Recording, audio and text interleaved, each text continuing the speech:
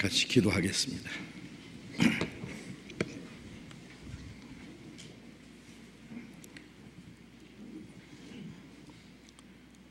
거룩하시고 자비로우신 우리 아버지 하나님, 죄 가운데서 영원히 멸망을 받을 수밖에 없는 우리를 사랑하시고 불쌍히 여기주셔서 주 예수님께서 우리 대신 저주와 심판을 받아주시고 우리 대신 죽으시고 흘리신 그 보배로운 피로 우리의 죄를 영원히 씻어주시고 다시는 심판과 저주를 받지 않게 하시고 멸망의 구덩이에서 우리를 건져주시고 하나님의 자녀로 삼아주시고 영원한 하나님의 나라에 들어갈 수 있는 그 크고 놀라운 은혜를 주신 그 은혜를 인하여 감사와 찬송과 영광을 우리 아버지 하나님께만 돌립니다. 이 시간 주님의 보배로운 피로 구속함을 받은 저희들 주님 앞에 함께 모여서 주님의 은혜와 영광을 찬송하며 주님의 말씀을 배우며 때를 따라서 우리에게도 풍성히 주시는 은혜와 생명을 공급받으며 주님 안에서 거룩한 교제를 갖게 해주신 주님 감사합니다. 이 시간 여기에 모여있는 우리 각 사람을 굽어 살펴주시고 하나님의 자비로운 손길로 더욱 붙들어 주시고 우리의 마음과 우리의 영혼에게 풍성하신 은혜로 주님의 생명과 능력으로 더욱 충만히 채워주옵소서. 우리의 마음과 우리의 생활 속에 하나님 보시기에 합당치 못한 숨은 죄, 어리석은 일들 다 주님 자비로운 손길에 부탁합니다. 우리는 아직도 너무나 연약하고 미련해서 주님의 뜻을 분별하지 못하고 우리의 육신의 생각을 따라서 행할 때가 너무나 많습니다. 이 세상 죄악이 충만하고 점점 더 험악해지고 있습니다. 주님의 보호하심과 다스리심이 없으면 우리는 세상 죄를 이길 수 없고 악한 자의 시험에 넘어질 수밖에 없습니다.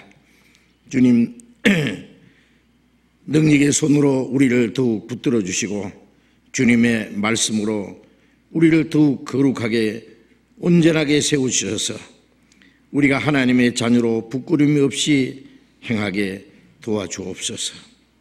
멀잖아 주님 앞에 서는 그날 부끄러울 것이 없이 책망받을 것이 없이 칭찬과 존귀와 영광을 받기에 합당한 사람들로 거룩하게 구별해 주옵소서. 이 시간 함께 참여하지 못한 우리 형제 자매들 어디에 어떠한 형편이 있든지 일일이 보살펴 주시고 병 중에 있는 사람 속히 건강을 회복시켜 주시고 마음에 시험받는 사람, 연약한 사람 일일이 합당하신 은혜를 베풀어 주옵소서. 멀리 외국에서 어려운 여건 속에서 신앙생활하며 복음을 전하는 우리 형제 자매들 일일이 주님 지켜주시고 영육간에 합당하신 은혜를 베풀어 주시고 주님의 말씀으로 능력으로 더욱 붙들어 주시고 주님 뜻대로 귀하게 사용해 주시옵소서. 이 시간 우리에게 나타내시기 원하시는 주님의 말씀, 주님의 거룩하신 뜻, 우리가 마땅히 어떻게 행할 일들을 더욱 가르쳐 주시옵소서. 주 예수님 이름으로 기도드렸습니다. 아멘. 시편 교도하겠습니다. 시편 77편 1절부터 끝절까지 교도하겠습니다.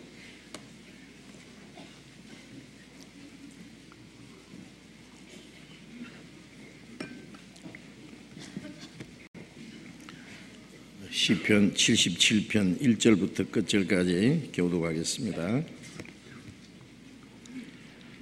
내가 내 음성으로 하나님께 부르짖으리니 하나님께 내 음성으로 부르짖으면 내게 귀를 기울이시리로다. 나의 환난 날에 내가 주를 찾았으며 밤에는 내 손을 들고 거두지 아니하였으며 내 영혼이 위로받기를 거절하였도다. 내가 하나님을 생각하고 불안하여 근심하니 내 심령이 상하도다. 주께서 나로 눈을 붙이지 못하게 하시니 내가 괴로워 말할 수 없나이다. 내가 옛날 곧 이전 해를 생각하여 싸우며 밤에 한 나의 노래를 기억하여 마음에 묵상하며 심령이 궁구하기를 주께서 영원히 버리실까? 다시는 은혜를 베풀지 아니하실까? 그 인자하심이 길이 다하였는가? 그 허락을 영구히 패하셨는가? 하나님이 은혜의 베푸심을 잊으셨는가? 노하심으로 그 긍휼을 막으셨는가 하였나이다. 또 내가 말하기를 이는 나의 연약함이라 지존자의 오른손을 해 곧 여호와의 옛적 기사를 기억하여 그 행하신 일을 진술하리이다. 또 주의 모든 일을 묵상하며 주의 행사를 깊이 생각하리이다. 하나님이여 주의 도는 극히 거룩하시오니 하나님과 같이 큰 신이 누구오니까? 주는 기사를 행하신 하나님이시라. 민족들 중에 주의 능력을 알리시고 주의 팔로 주의 백성 곧 야곱과 요셉의 자손을 구속하셨나이다. 하나님이여 물들이 주를 보았나이다. 물들이 주를 보고 두려워하며 기품도 진동하였고 구름이 물을 쏟고 궁창이 소리를 바라며 주의 살도 날아나갔나이다.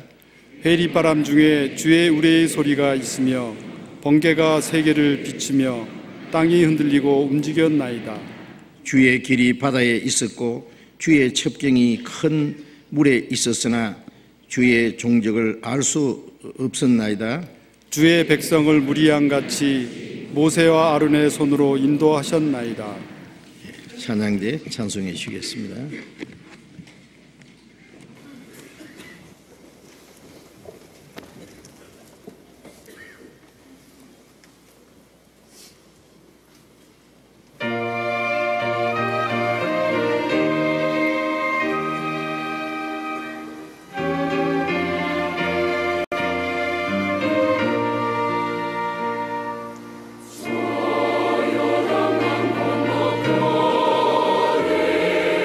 저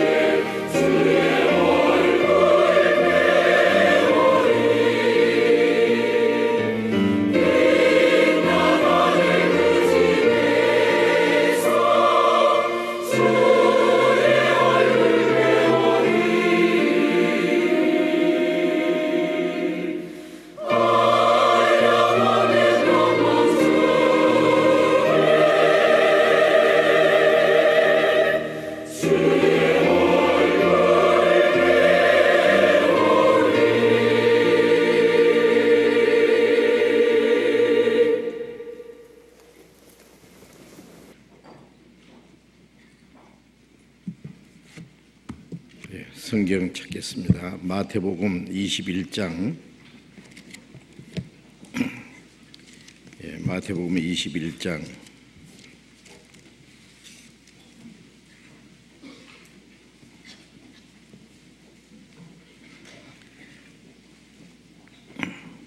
마태복음 21장 12절부터 17절까지 읽겠습니다. 마태복음 21장 12절부터 읽겠습니다.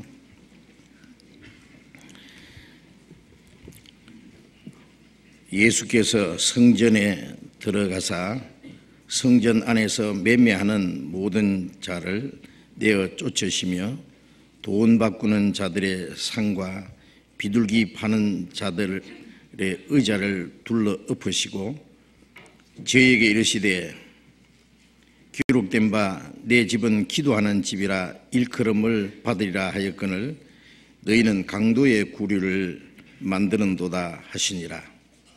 소경과 저는 자들이 성전에서 예수께 나오매 고쳐주시니 대제사장들과 서기관들이 예수의 하시는 이상한 일과 또 성전에서 소리질러 호산나 다윗의 자손이여 하는 아이들을 보고 분하여 예수께 말하되 저희의 하는 말을 듣느뇨? 예수께서 가라사대 그렇다. 어린 아이와 젖먹이들의 입에서 나오는 찬미를 온전케 하셨나이다 함을 너희가 읽어본 일이 없느냐 하시고 그들을 떠나 성 밖으로 베다니에 가서 거기서 유하시니라. 거기까지.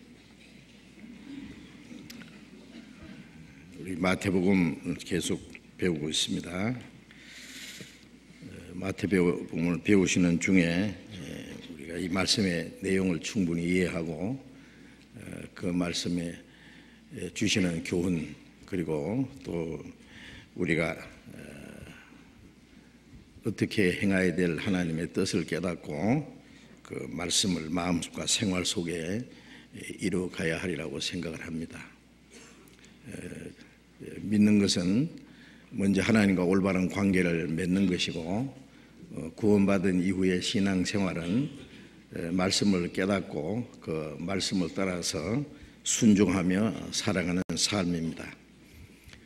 우리의 영혼도 육신도 이제 주님의 피로 사셨고 우리의 남은 생애는 주님이 우리를 온전히 주장하시고 다스리십니다. 마태복음 10장 30절에 하나님 아버지께서 너희 머리털도 다 해신 바 되었느니라는 말씀대로 우리의 머리털을 해시는 하나님이 우리의 사정을 모르시는 게 아무것도 없습니다. 그 모든 것을 다 아신다는 것은 우리를 지켜보시고 우리를 다스리시고 우리를 보호하시고 도와주시고 인도하십니다. 이 세상 사람들은 자기의 수단과 방법과 자기의 힘으로 살아갈지 모르지만은 그리스도인들은 자기의 어떤 수단 방법, 자기의 힘으로 살아가는 것이 아니라 하나님의 보호하심과 다스리심과 하나님의 능력과 약속 안에서 살아가는 겁니다. 너희가 이것을 알고 행하면 복이 있으라든지 듣고 잊어버리는 자가 아니라 실행하는 자니 그 사람이 그 행하는 일의 복을 받으리라는 말씀대로 우리가 하나님의 말씀을 순종하면은 그게 하나님의 약속이 있습니다. 하나님의 은혜를 깨닫고 믿는 사람에게 구원의 은혜가 약속되어 있고 구원받은 사람이 말씀을 순종하면은 그 말씀에 하나님의 약속이 있습니다. 순종하는 자에게. 그래서 그리스도인은 자기의 어떤 수단, 방법, 자기의 어떤 능력으로 살아가려고 하지 말고 하나님의 능력의 손에 의지하고 하나님의 약속 안에서 순종하면서 하나님이 주시는 삼국과 축복 속에서 살아가야 된다는 것을 항상 잊지 말아야 됩니다. 순종하는 자에게 축복이 약속되어 있고 불순종하는 자에게 하나님의 징계와 형벌이 또 주어질 겁니다. 그래서 우리 그리스도인들은 하나님의 말씀을 배우고 깨닫고 우리의 마음과 생활에 지켜나갈 때 그 성경 말씀에 약속된 축복을 받을 수 있습니다. 말씀을 듣고 잊어버리는 자는 자기를 속이는 자고 하나님도 속이는 자고 또 그 하나님의 말씀에 약속하신 축복과 아무 상관이 없는 사람이고 또 선을 행할 줄 알고 행치 않는 건 죄라고 했기 때문에 선은 바로 하나님의 뜻이기 때문에 하나님의 뜻을 알고도 행치 않는 그것이 하나님 앞에 죄가 될 것입니다. 이제 우리는 이 마지막 때에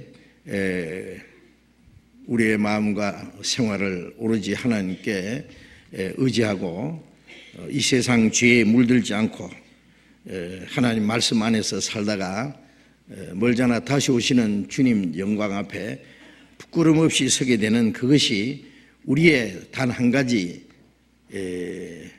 소망이고 우리의 간절히 원하는 소원입니다. 요즘에 세상에 되어지는 모든 걸 보면은 성경의 마지막 때에 되리라고 예언된 말씀이 이루어지고 있는 것이 너무나 분명한데 만물의 마지막에 가까웠으니 너희는 정신을 차리고 근신하여 기도하라고 말씀하신 대로 정신을 차린다는 게 뭐냐면 그리스도인으로서 합당히 살아가는 그 삶이 정신을 차리는 겁니다.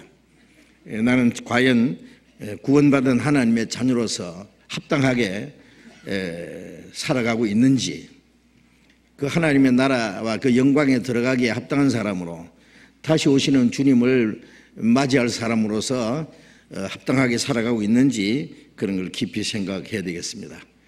다시는 우리의 육신의 소욕을 따라 살지 않고 이 세상의 헛된 것에 마음이 빼앗기지 않고 악한 자의 시험에 넘어지지 아니하고 우리의 마음과 우리의 삶을 말씀 안에서 살아가야 된다는 그 마음을 항상 잊지 말아야 됩니다.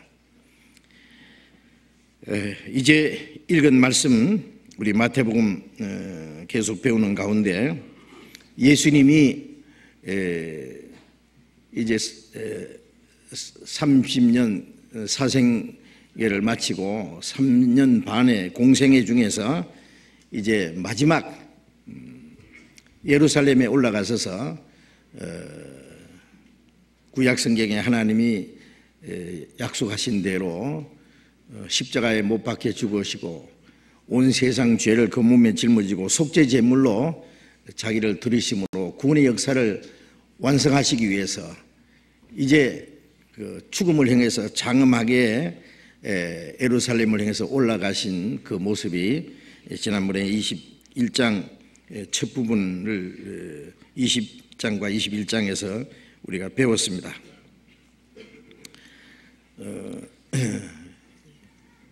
예루살렘의 유대 종교가들은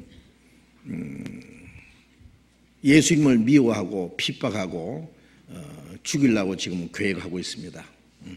그것은 두 가지 이유 때문에 그렇습니다. 하나는 예수님은 그 당시 종교가들의 위선과 거짓을 아주 신랄하게 지적하고 책망하셨기 때문에 예수님 말씀에 내가 이 세상의 행사를 악하다고 증거함으로 세상이 나를 미워하느니라. 자기들을 책망하는 자를 미워하는 자, 그걸 대적하는 사람은 바로 하나님을 대적하는 겁니다. 미련한 자를 책망하지 마라. 그가 너를 미워할까 하노라. 미련한 자를 책망하지 마라. 그가 너를 미워할까 하노라. 그들은 하나님의 말씀을 깨닫지 못하는 어리석고 미련한 자들이었어요. 하나님 주님의 말씀을 듣고 회개하고 돌이켜야 될 사람들이 그들의 죄를 뉘우치지 않을 뿐 아니라 자기들의 죄를 책망하는 주님을 미워하고 핍박하고 십자가 못 박아 죽이려고 지금 계획하고 있는 겁니다.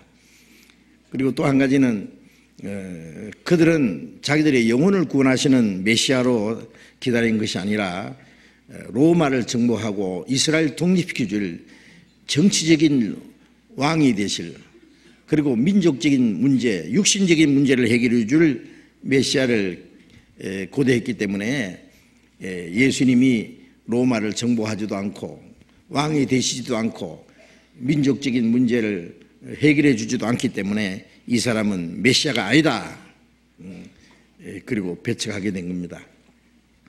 그래서 유대 종교가들은 백성들에게 예수가 있는 곳을 아는 사람은 신고를 해서 잡도록 하라고 명령을 내렸다고 요한복음 11장에 이렇게 말씀하고 있습니다. 예수님이 어디 있는지 아는 사람은 신고해라 그 말이에요.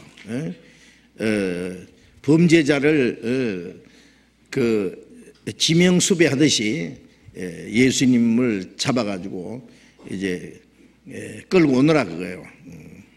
그리고 이제 로마 사람들의 손을 빌어서 예수님을 십자가 못 박아 죽이기로 그들은 다 계획을 세우고 있습니다. 그러한 와중에서 예수님은 아주 공공연하게 나귀를 타시고 예루살렘에 아주 당당하게 입성하셨습니다.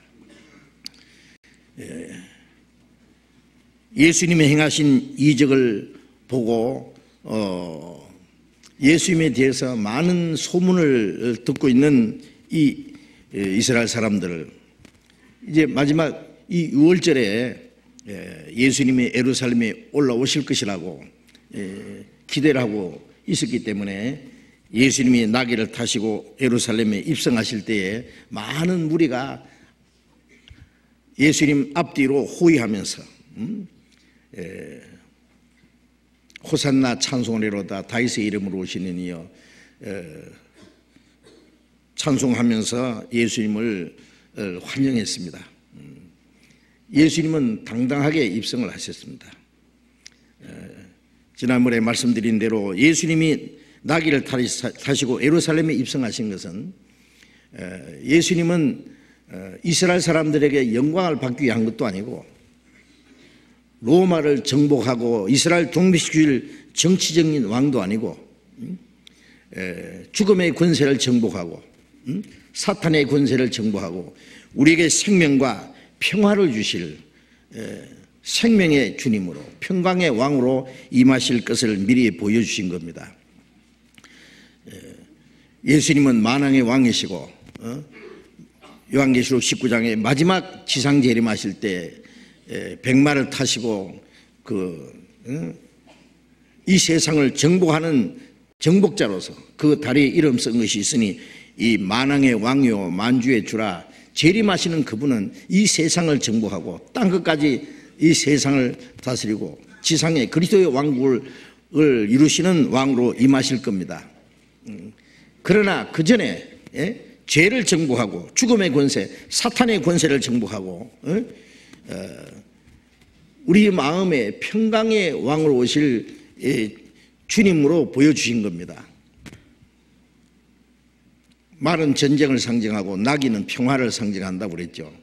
그래서 이제 만왕의 왕으로 지상 재림하실 때는 백마를 타고 임하신다고 했지만은 예수님이 예루살렘에 입성하실 때는 나귀를 타고 임하신 것은 그는 겸손하고 나귀 새끼를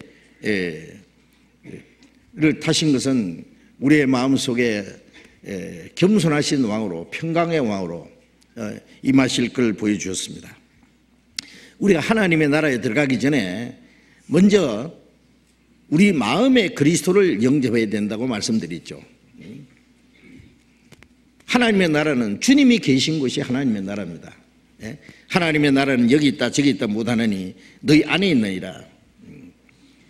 누가복음 17장 21절 이하에 주님이 그런 말씀했어요. 하나님의 나라는 너희 안에 이루어져야 된다. 마음의 하나님 나라. 하나님의 나라는 먹는 것과 마시는 것이 아니요 오직 성령으로 의와 평강과 희락이라. 성령이 오실 때 죄 사함 받고 의가 이루어지고 하나님의 평강이 이루어지고 기쁨이 이루어질 때 거기가 하나님의 나라입니다. 주님이 계시는 곳, 주님이 다스리시는 곳. 그래서 우리는 그 평강의 왕이 먼저 우리의 마음에 임해야 된다는 것을 배웠습니다.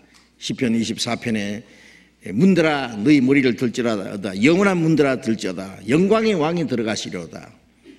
우리의 마음 문을 열고 영광의 왕을 우리의 마음속에 영접하고 그때부터 주님이 우리의 마음의 왕이 되시고 우리의 마음의 보좌에 앉으셔서 우리의 마음과 우리의 삶을 다스려야 된다는 것을 우리에게 말씀하신 겁니다.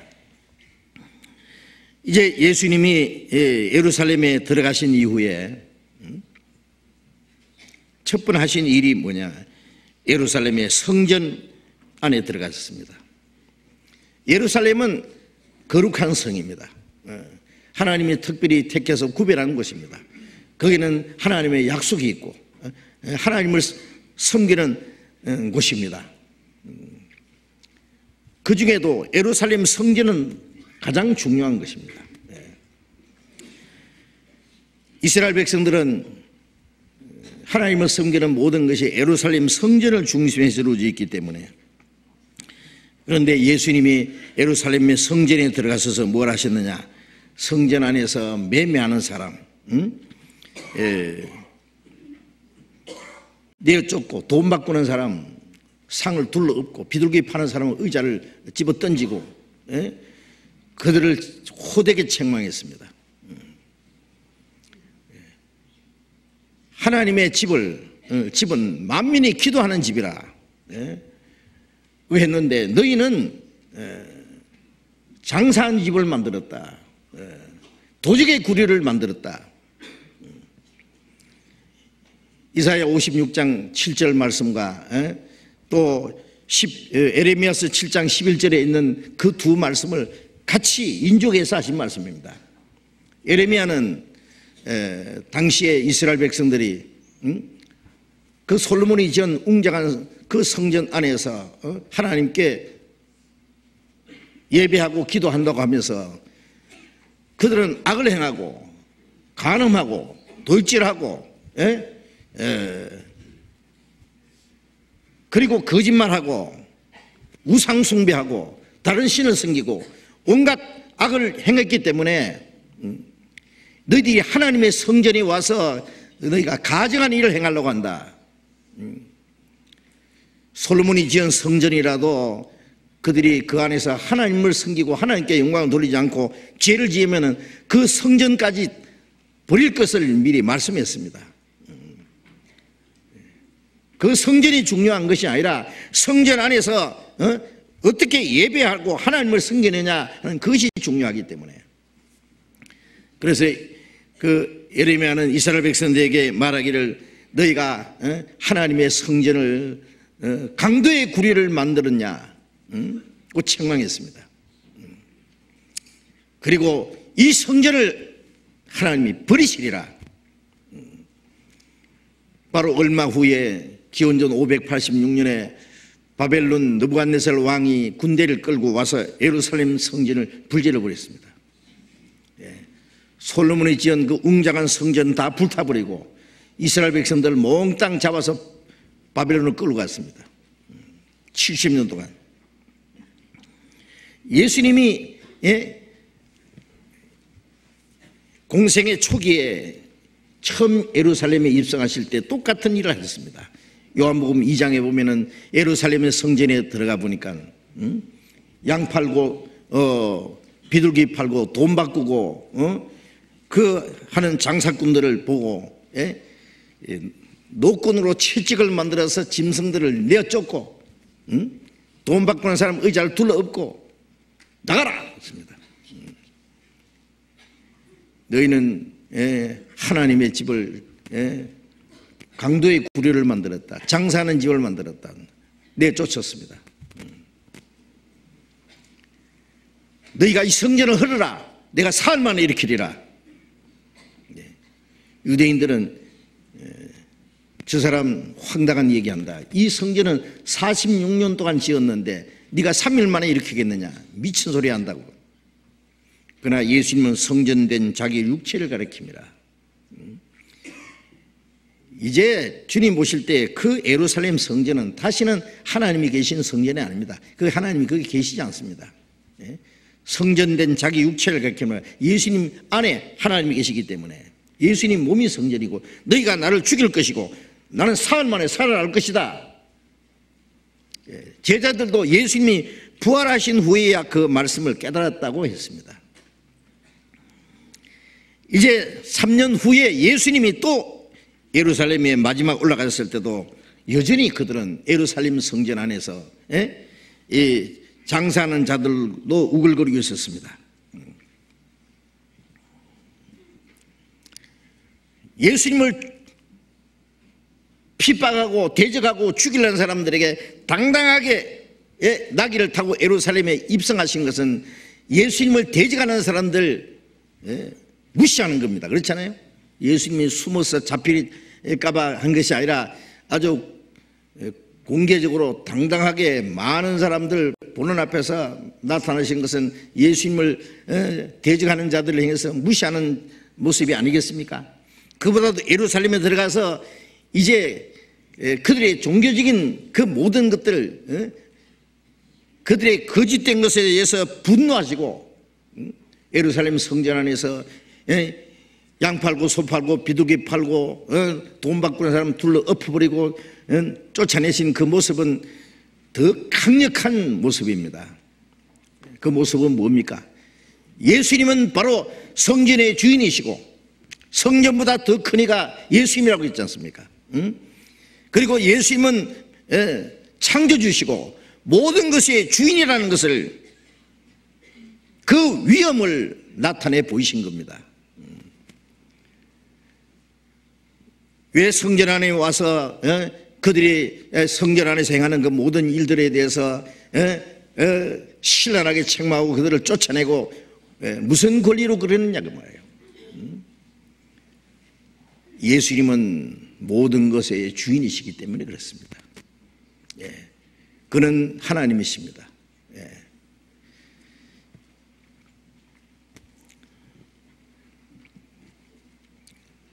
3년 전에 그들을 쫓았는데 여전히 그들은 하나도 달라진 것이 없었습니다. 당시 예루살렘 그 성전은 처음에 솔로몬이 지었던 성전은 기원전 586년에 바벨론에 의해서 다 불타버렸다 그러잖아요. 70년 후에 이스라엘에 다시 돌아와서 그들이 스룹바벨을 중심해서 성전을 재건했습니다. 그리고 예수님 당시에 그 성전은 헤롯 왕이 유대인들의 환심을 사기 위해서 그 성전을 정축했습니다. 그래서 그 성전 짓는데 46년 걸렸다 그랬잖아요. 그러니까 아주 웅장한 성전이었다고 생각합니다. 그런데 그 성전의 구조가 어떻게 되냐면은 바깥뜰이 있습니다. 그 성전 아닌데 바깥뜰이라고 하는 곳이 있는데 그건 유대인뿐 아니라 이방인들도 누구든지 들어갈 수 있는 곳입니다. 그리고 그 다음에 유대인만 들어갈 수 있는 그 곳이 또 있습니다. 그리고 제사장들만 들어갈 수 있는 곳이 따로 있습니다. 그런데 예수님이 여기서 매매하는 사람들, 돈 바꾸는 사람들을 꾸짖으시고 쫓아내신 그것은 바로 바깥뜰입니다. 누구든지 들어갈 수 있는 그곳입니다. 그러면 성전 안에서 어째서 그런 일이 있을 수 있느냐 하면은 이스라엘의 큰 절기 중에서 유월절과 오순절 그리고 초막절 이럴 때는 전국에 있는 유대인들, 아니 세계 곳곳에 있는 유대인들이 예루살렘에 모여서 하나님 앞에 경배를 하고 제사하는 일이 있습니다. 그리고 특별히 그 절기 중에서 가장 큰 절기가 유월절인데, 유월절에는 하나님께 제물을 드리기 위해서 멀리서 양이나 소나 비둘기나 그런 것을 끌고 왔습니다. 그러나 멀리서 끌고 오기 어려우니까 성전 밖에서 그 제물을 드리기 위해서 양이나 소나 비둘기나 그런 것을 그 장사하는 것을 허락했습니다. 길러가지고 와서 이제 멀리서 오는 그 순례자들을 위해서 그런 걸 팔도록. 그러니까 멀리서 오는 사람들이 멀리서 그 짐승을 끌고 올 필요 없이 돈만 가지고 오면은 사서 자기들이 필요한 대로 하나님께 제물을 드릴 수 있습니다. 그런데 그것이 점점 이권 문제가 이제 개입돼 가지고 성전 바깥들까지 들어온 걸 하겠습니다. 그것은 제사장들이 자기들의 어떤 이권을 위해서 그런 것이 분명합니다. 그리고 하나님께 드리는 제물은 깨끗하고 흠이 없어야 되기 때문에 제사장들이 이제 검사를 하는 겁니다. 그래서 밖에서 가지고 오는 것은 아주 불합격시켜버리고 성전 안에서 파는 것은 합격품으로 그렇게 해서 밖에서 사는 것보다도 몇 배의 돈을 받았다라고 전해지고 있습니다. 그래서 멀리서 온 이 하나님을 경배하러 온 사람들을 착취하는, 그리고 자녀를 낳으면 첫 아들을 하나님께 바치는 결례로서 비둘기 한 쌍을 바치는데, 그리고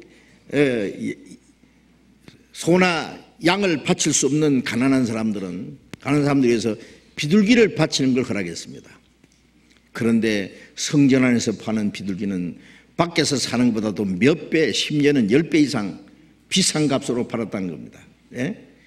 그래서 그들은 이 종교적인 그 이름으로 이 순리자들, 하나님을 경배하러 온 사람들, 그리고 가난한 사람들 착취하는 일을 했던 겁니다. 그래서 주님이 그게 분노하신 겁니다. 바로 하나님을 섬기고 하나님께 예배하고 하나님께 영광을 돌리는 것이 중요한 것이 아니라 이 사람들은 이제 돈 버는 데 혈안이 되어 있는 겁니다.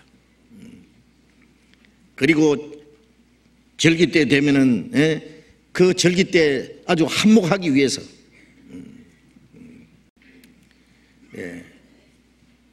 모든 걸 준비하고 제사장들은 그때 그들의 이권을 위해서 모든 것을 그들이 주관했습니다. 거기에서 파는 모든 것들은 첫째 제사장들과 제사장들의 그 가족들이 이권을 챙기는 그런 일들이 있었다고 생각합니다. 이것은 하나님을 섬기는 것을 빙자로 해가지고 그걸 이용해가지고 돈 버는 이 제사장들과 이 종교가들의 그 거짓과 위선을 주님이 꾸짖은 겁니다. 이 양을 팔고 비둘기를 팔고 돈 바꾸는 사람들이 들어올 수 있는 그 바깥들에는 누구든지 들어갈 수 있는 곳이기 때문에 유대인뿐 아니라 이방인들도 하나님을 경외하러 오는 사람들이 있었습니다. 그래서 항상 그 안에는 많은 사람들이 입추에 여지없이 아주 복잡했으라고 생각합니다. 그 가운데 예수님이 나타나셔서 그들을 내어 쫓으신 겁니다. 돈 바꾸는 사람들은 뭐냐? 그 당시에 로마에서 발행한 그 동전이 있습니다. 그걸 밖에서는 그것을 사용합니다. 그 동전 안에는 우상이 걸려 있을 수도 있고 가이사의 황제의 얼굴이 찍혀 있기 때문에 그걸 성전에 바치는 걸 허락하지 않고 성전에 바치는 돈이 따로 있었습니다. 그래서 그 성전에 한 사람이 반세겔씩 내는 그 성전세를 내기 위해서 돈을 바꿔야 됐습니다. 또 그 환전하는 가운데서 그 환전 수수료 있잖아요. 그 환전 수수료를 챙겼던 겁니다. 그리고 그 돈을 또 성전세를 내기 위해서 큰 돈을 작은 돈으로 바꾸는 일도 있었을 거예요. 거기에 많은 수수료를 챙기는 그런 인식이기 때문에 돈 바꾸는 사람들도 그때 한몫하는 그런 일이 있었습니다. 예수님이 돈 바꾸는 사람을 상을 둘러버렸습니다. 비둘기 파는 사람은 의자를 집어 던져버렸습니다. 막 소리를 질렀습니다. 예수님이 밖에 가져나가라. 내 아버지 집은 기도하는 집이라고 했는데 너희가 강도의 구류를 만들었다고 아주 호되게 꾸짖은 겁니다.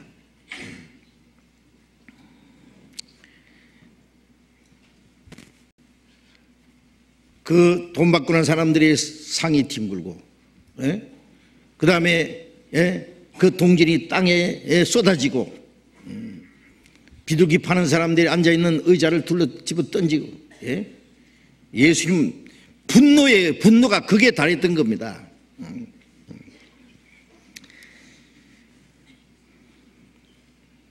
그들이 악을 행하면서 어찌 하나님께 제사를 하고 하나님을 경배하고 예배한다고 할 수 있겠느냐 그 말이에요.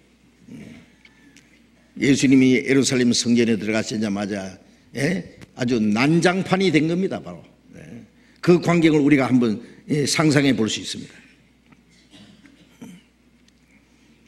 제가 이 광경을요 그 그림으로 그려놓은 걸 한번 봤는데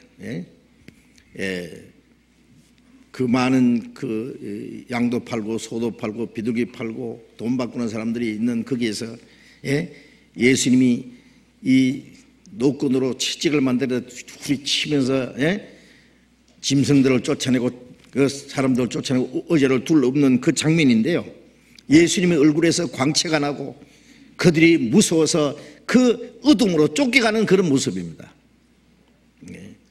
마치 이 큰 돌멩이를 딱 드러내자마자 그 밑에 어둡고 칙칙한 곳에 숨어있던 벌레들이 빛을 피해서 도망가듯이 쫓겨나는, 빛 앞에서 어둠이 쫓겨나는 그 모습입니다.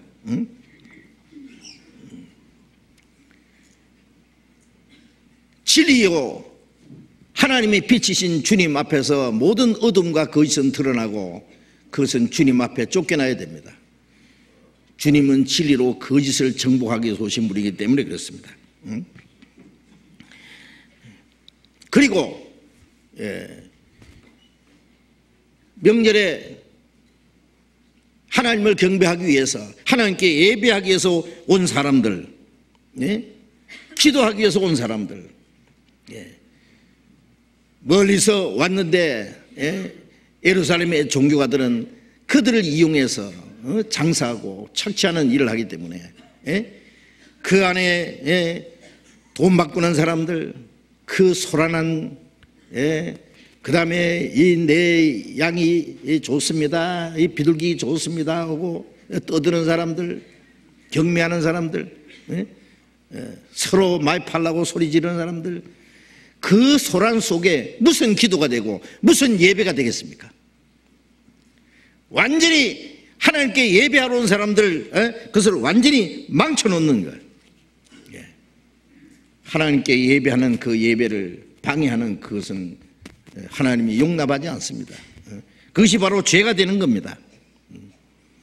순진한 사람들, 가난한 사람들, 하나님께 예배하러 온 사람들 무시하고 그들을 착취하고 그들이 하나님께 예배하는 것을 방해하는 그것을 주님은 거기에 대해서 분노하신 겁니다. 지금도 소위 하나님을 섬기는 사람들이 하나님을 믿기 위해서, 은혜를 받기 위해서, 하나님께 기도하기 위해서, 예배하기 위해서 모인 순진한 사람들이 있는데, 먼저 믿는다고 하는 사람들이 이권 다툼을 하고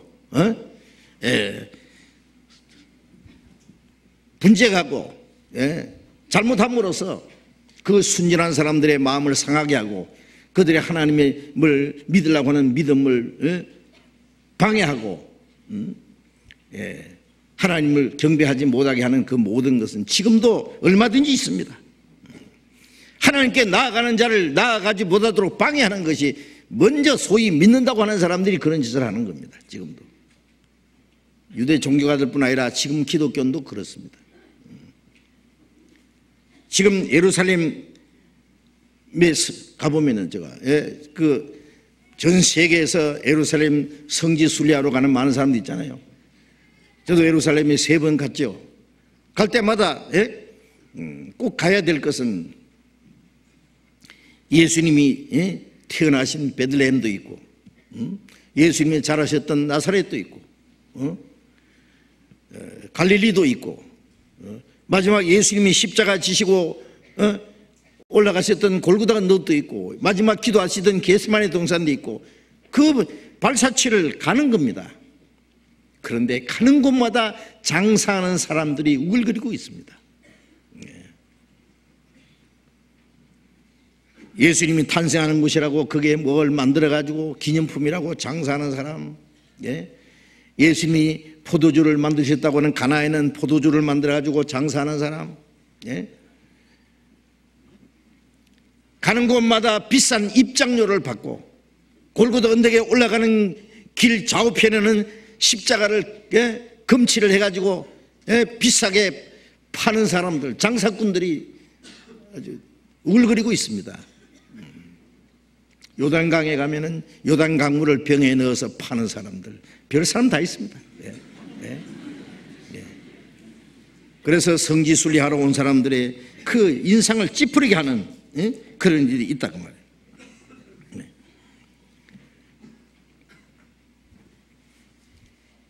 예수님이 이 예루살렘 성전을 청결케 하신 일은 예수님이 한 번 그렇게 한다고 해서 되겠습니까? 어림도 없습니다. 안 됩니다.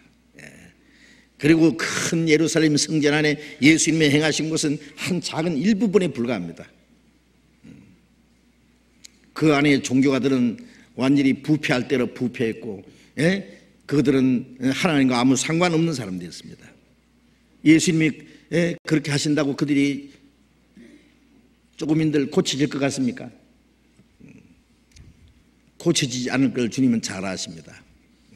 예수님이 그런 일을 하신 것은 그들을 그 예루살렘 성전을 청결케 해가지고 이제 제대로 하나님께 예배하기 위한 장소로 만들려고 하는 게 아니라 이제는 한계에 도달했다고 합니다. 이것은 완전히 타락했기 때문에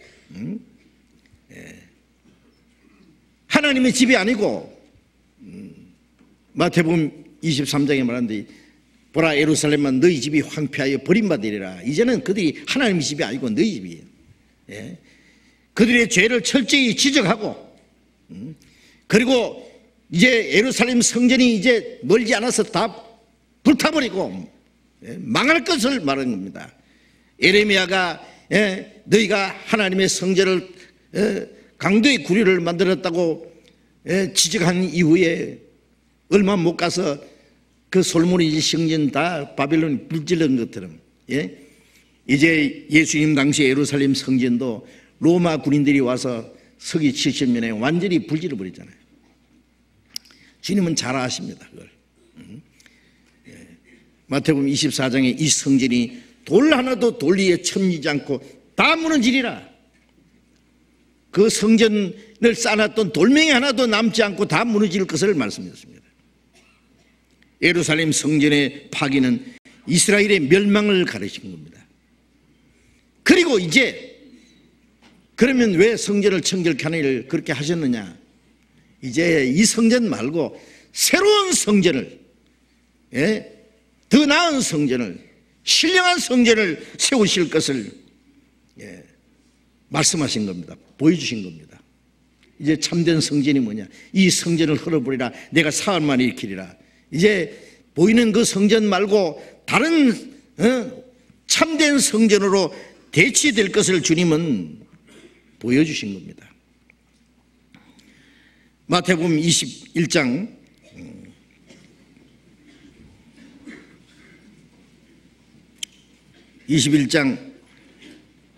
12절부터 제가 다시 읽겠습니다. 예수께서 성전에 들어가사 성전 안에서 매배하는 모든 자를 내어 쫓으시고 돈 바꾸는 자들의 상과 비둘기 파는 자들의 의자를 둘러엎으시고 저에게 이르시되 기록된 바 내 집을 기도하는 집이라 일컬음을 받으리라 하였거늘 너희가 강도의 구리를 만들어 놓다 하시니라. 소경과 저는 자들이 성전에서 예수께 나오며 고쳐주시니, 자 여기서 그 예수님이 그 분노하신 모습을 우리가 상상할 수 있습니다. 그 인자하시고 사랑스러운 예수님의 얼굴이 갑자기 분노와 가득했습니다. 예수님의 분노는 극에 달했습니다. 상을 둘러엎고 의자를 둘러엎고 집어 던지고 그들이 그 돈 주머니를 둘러 쏟아버리고 그 광경 한번 상상해 보세요. 예수님이 심판주로 나타났을 때는 무서운 주님으로 나타납니다. 주님은 불의를 용납하지 않습니다. 예수님은 심판주로 나타나실 때는 정복자로 사자로 나타나죠. 그러나 주님은 가장 무서운 사자인 동시에 주님은 하나님의 어린 양이십니다. 우리를 대속하시고 구원하시는 분으로서는 어린 양으로 나타납니다. 분노하시던 주님의 모습이 갑자기 바뀌어서 자비롭고 사랑스러운 모습으로 바뀌었습니다. 순간적으로. 성전 안에는 그 위선적인 그 종교가들만 있는 것이 아니라, 장사꾼들만 있는 것이 아니라 정말 하나님의 은혜를 구하러 모인 사람들도 있었습니다. 그래서 여기에 하나님의 은혜를 사모하는 소경과 저는 자들, 약한 자들, 이 하나님의 은혜를 구하는 자들의 그 하나님의 자비를 구하는 자들을 주님은 잊지 않으셨습니다. 그들을 그냥 돌려보내지 않았습니다. 예수님은 그들에 대해서 자비로운 모습으로, 사랑스러운 모습으로 예수님의 모습이 완전히 바뀐 것을 한번 생각해 봅시다. 그래서 예수님은 소경의 눈을 뜨게 하고 저는 자들의 그 저는 걸 고쳐주고 약한 자들을 성전 안에서 고쳐주셨습니다.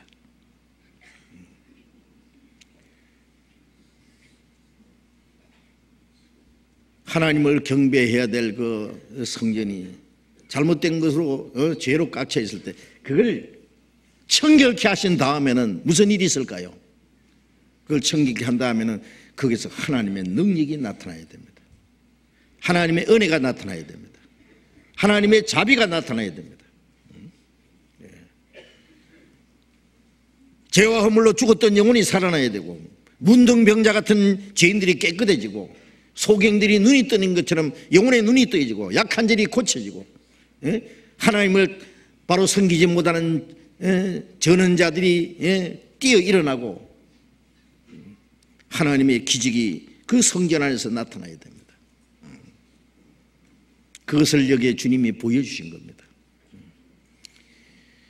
그 예루살렘 성전 안에는 다시는 그런 일이 없을지라도 진짜 하나님의 성전이 이루어질 때는 그런 역사가 계속 일어날 겁니다.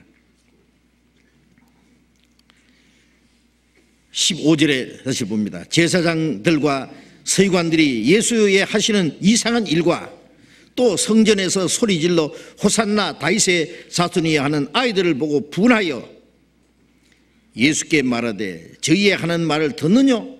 예수께서 가라사대 그렇다. 어린 아이와 젖먹이들의 입에서 나오는 찬미를 온전케 하셨나이다 함을 너희가 읽어본 일이 없느냐 하시고,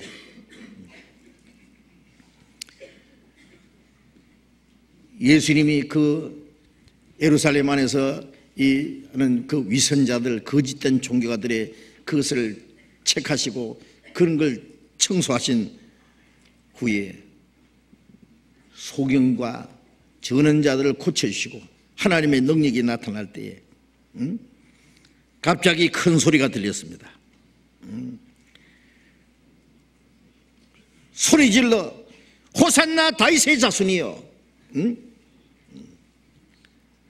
하는 자들이 누구냐? 아이들이었습니다.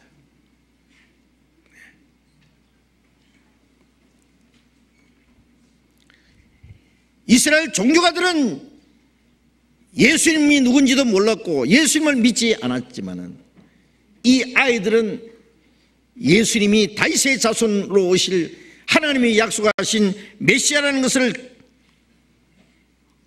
증거한 겁니다.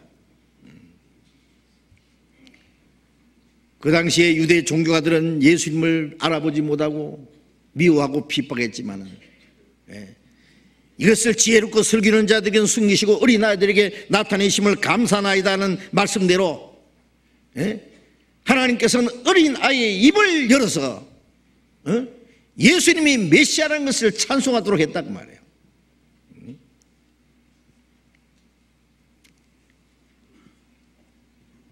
어린아이들은 순진하고 솔직하고 겸손합니다.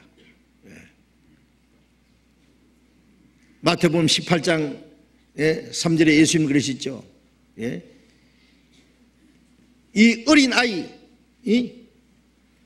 세우시고 하나님의 나라가 이런 자의 것이니라. 마가복음 10장에 보면은 어린 아이들이 내게 오는 것을 금하지 마라.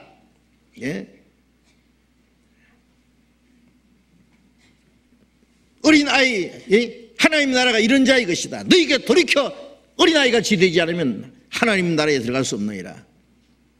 주님이 어린아이를 특별히 칭찬하신 겁니다. 우리는 어린아이들을 무시할 수 있습니다. 어린아이들은 아무것도 모르는 것처럼 생각할 수 있습니다.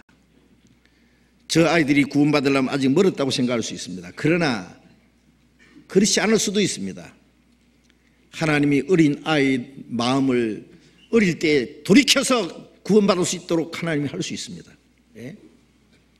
어린아이 입을 열어서 하나님을 찬송케 할 수도 있습니다. 그건 하나의 기적입니다.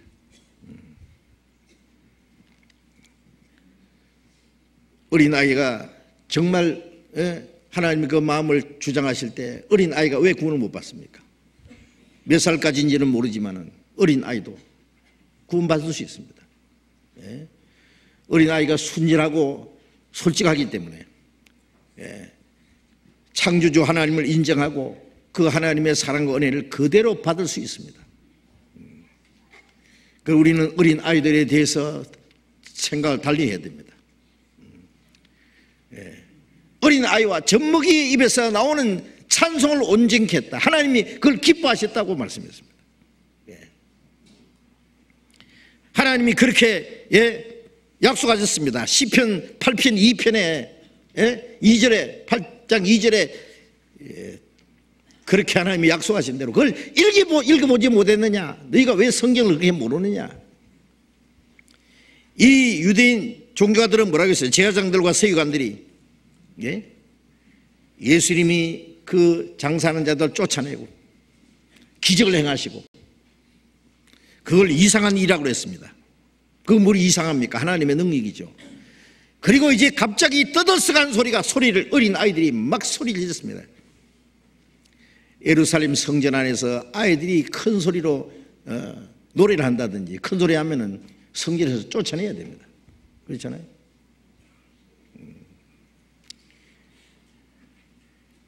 그런데 이 아이들을 보고 분하였다 그랬죠. 호산나 찬송하리로다 다윗의 자손이여 하는 그 아이들의 소리를 듣고 이 제사장들과 서기관들이 분노했다. 예수님에게 저 아이들이 하는 말을 듣느냐 그랬어요. 저희의 하는 말을 듣느냐? 안 들리느냐? 왜 가만히 놔두냐? 쫓아내야 될 거 아니냐? 그 얘기예요. 예수님 그렇다. 나 다 듣고 있다. 잘 듣고 있다. 너희들이 못하는 일을 아이들이 하고 있지 않느냐고. 이 아이들이 참여하지 않으면 돌들이 소리 지를 것이다.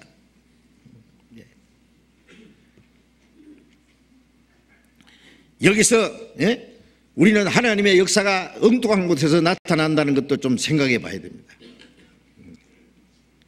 우리는 어린 아이들의 영혼을 더욱 사랑하신다는 것도 우리가 좀 생각해야 됩니다. 저는 가끔 그 결혼 그 인사하러 온 청년들에게 물어봅니다. 교회에서 뭐 봉사하십니까?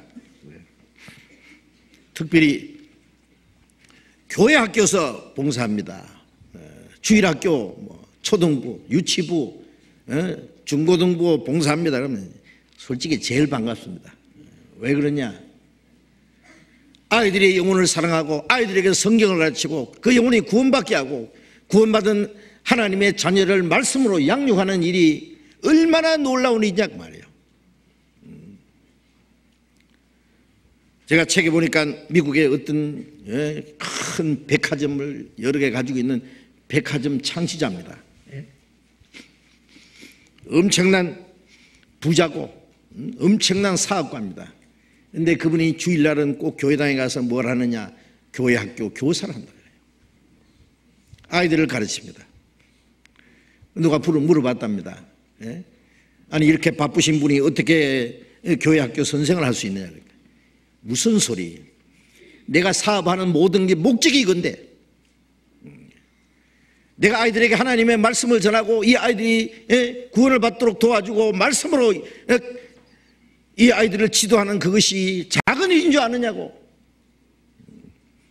내가 하는 모든 사업보다 이것은 더 중요한 일이다.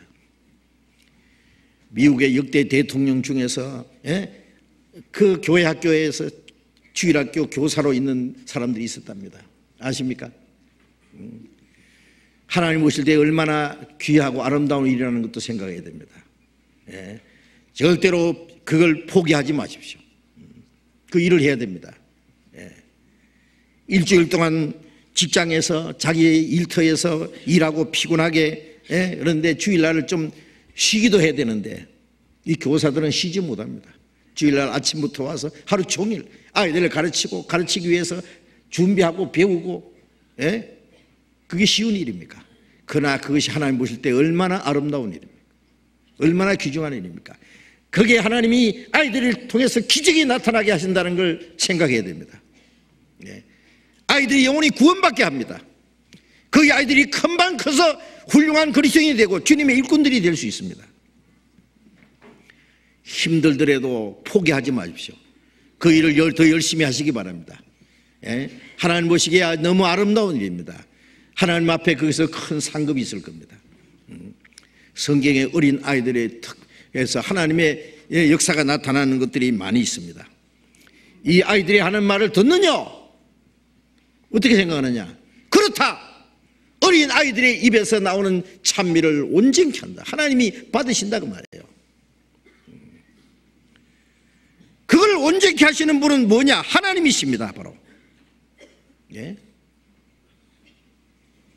하나님이 기적이 나타나면 왜 안 되겠습니까? 아이들이 일하고 안 되겠습니까? 지혜롭고 설교하는 자들에게 숨길 것이고 어린 아이들에게 나타내신다고 했는데 어른도 구원받으려면은 마음이 어린 아이같이 겸손하고 솔직해져야 됩니다. 돌이켜서 주님이 함께 계시는 그곳에 하나님의 역사가 나타나고 어린아이가 됐든지 어른이 됐든지 어른도 구원받으면 어린 아이같이 너희는 갓난아이들 같이 순전하고 신령한 진리를 사모하라. 구원받으면 갓난아이같이 됩니다. 어린아이같이 순전하고 신령한 말씀을 사모하고 하나님께 감사하고 순종하고 하나님의 은혜와 영광을 찬송해야 됩니다. 그래서 이 성전 안에 하나님의 성전 안에는 하나님의 역사가 나타나는 것도 우리가 기억해야 됩니다. 주님의 성전이 이루어질 때 그게 하나님의 역사가 나타나고 하나님의 은혜와 영광을 찬미하는 찬미 소리가 우렁차게 들릴 겁니다. 그 다음에 이 성전은 말이죠. 성전에 대해서 우리가 좀 깊이 생각해 봅시다. 성전은 하나님이 계시는 곳입니다. 하나님을 섬기는 곳입니다. 하나님께 예배하는 곳입니다. 그래서 성전은 거룩한 곳입니다. 성전이라는 말은 거룩한 집이란 말이에요. 이 성전은 처음에 이스라엘 백성들이 애굽에서 나와서 하나님이 약속하신 가나안 땅으로 갈 때 그 광야에서 출애굽기 25장에 보면은 성막을 만들어냈습니다. 너희를 애굽에서 건져낸 것은 너희 가운데 하나님이 계시기 위해서 건져낸 거다. 너희 가운데 거하려 함이라. 그런데 하나님이 너희 가운데 계실 성막을 만들어라 그랬어요. 자, 이스라엘 백성들 자기들을 구원하신 애굽에서 건져내 주신 그 하나님이 자기들 가운데 계실 거라고 그러니까 얼마나 좋겠어요. 그래서 성막을 만드는데 즐거운 마음으로 자원하는 마음으로 물건을 바치는 그 물건을 가지고 성막을 만든다 그러니까 이스라엘 백성들이 가지고 있는 온갖 좋은 거 금은 보석 온갖 좋은 건 성막을 만들기 위해서 다 가져왔습니다.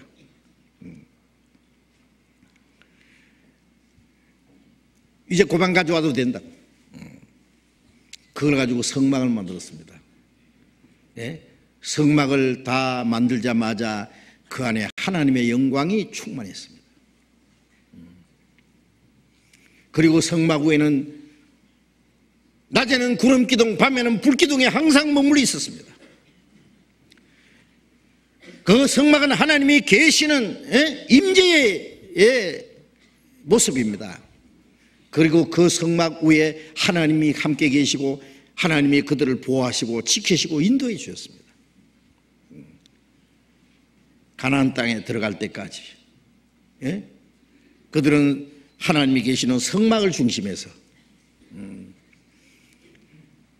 하나님이 그들을 지키시고 인도해 주셨습니다. 가나안 땅에 들어가자마자 다윗이 하나님이 계시는 집을 만들었으면 합니다. 다윗은 자기는 좋은 집에 사는데 하나님은 초라한 성막, 그건 광야에서 텐트입니다. 텐트. 광야에서 언제든지 이동할 수 있는 이동식 텐트 안에 하나님이 계셨다고 말해요.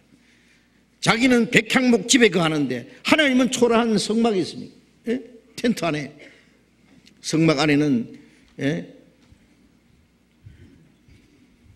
하나님이 주신 십계명이 드린 법궤가 안에 모시고 있잖아요. 그리고 거기는 제사장들이 매일 들어가서 섬기는 곳이 있습니다.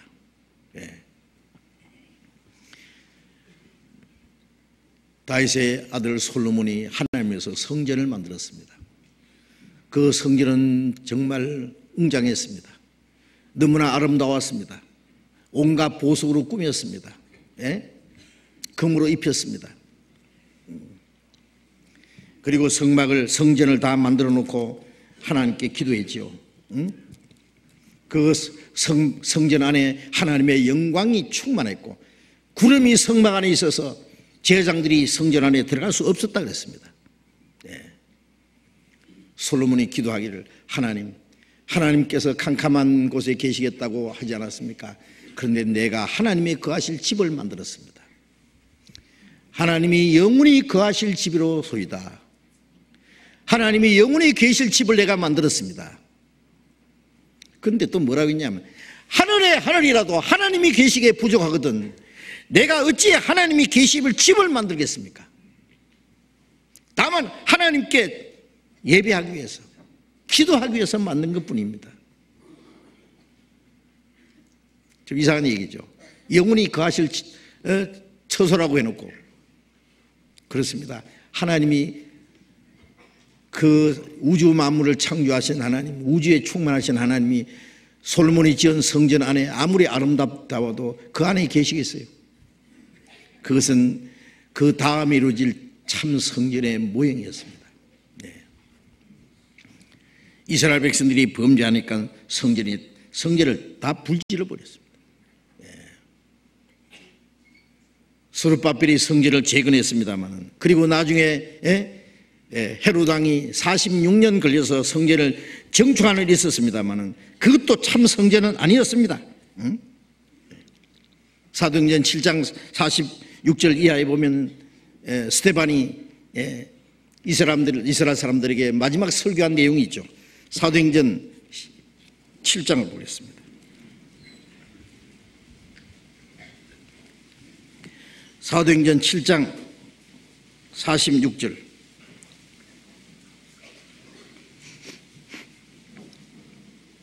사도행전 7장 46절. 다윗이 하나님 앞에서 은혜를 받아 야곱의 집을 위하여 하나님의 처소를 준비케 하여 달라 하더니 솔로몬이 그를 위하여 집을 지었느니라. 그러나 지극히 높으신 이는 손으로 지은 곳에 계시지 아니하시나니 선지자의 말한 바 주께서 가라사대 하늘은 나의 보좌요 땅은 나의 발등상이니 너희가 나를 위하여 무슨 집을 짓겠으며 나의 안식할 처소가 어디뇨? 이 모든 것이 다 내 손으로 지은 것이 아니냐 함과 같으니라. 그 당시에 예루살렘 성전은 하나님의 독생자를 죽인 곳입니다. 그 거짓된 종교가들이 있는 곳입니다. 거기에 하나님이 계시지 않았습니다. 스데반이 얘기했습니다.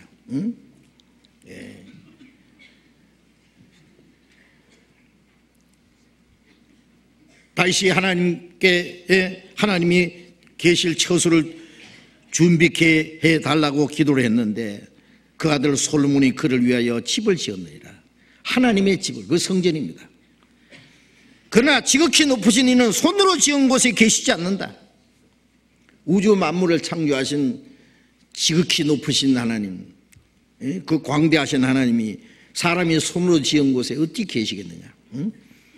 주님이 말씀해 하늘은 나의 보좌요 땅은 나의 발등상이라. 너희가 나를 위하여 무슨 집을 짓겠느냐.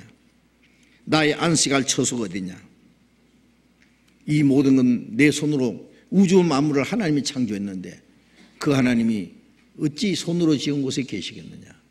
그 설교하다가 돌에 맞아 죽었습니다. 아시죠? 유대인들은 예루살렘 성전 안에 하나님이 계시지도 않는 그곳에 거짓된 종교생활하는 것이 옛날 성전 안에다 바알신을 섬기는 것이나 무엇이 다르냐 그 말이에요.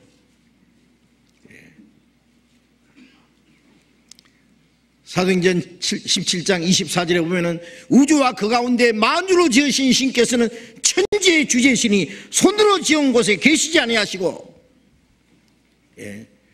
우주 만물을 창조하신 하나님이, 천지의 주제이신 하나님이 사람이 손으로 지은 곳에 계시겠느냐? 안 계신다 그 말이에요.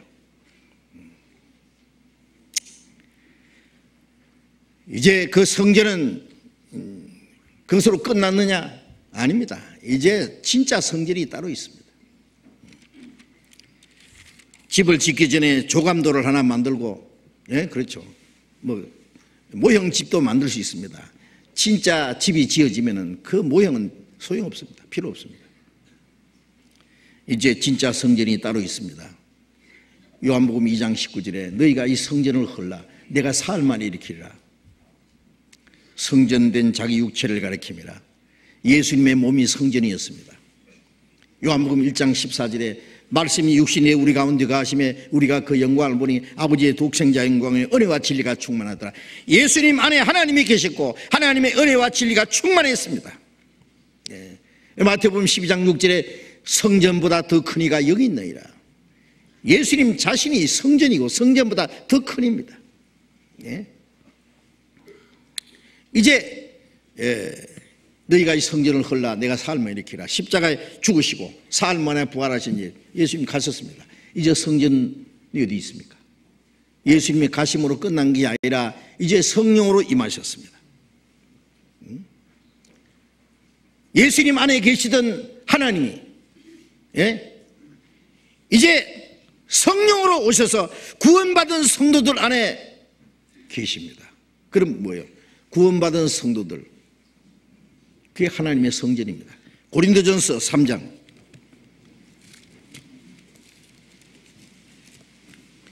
고린도전서 3장 16절